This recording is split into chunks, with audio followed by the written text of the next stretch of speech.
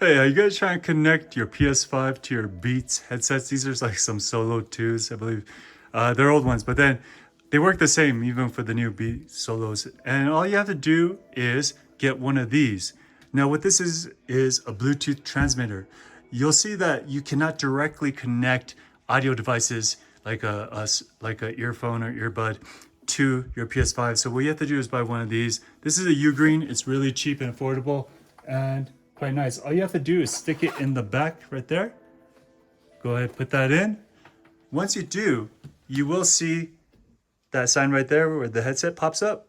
And when that happens, now the sound will automatically connect to your Beats. Now, if it doesn't connect, you might want to turn on the Bluetooth and make sure that it's not connected to any other devices. But once you plug that in, and then you'll see a blue light pop up, it means that it is connected.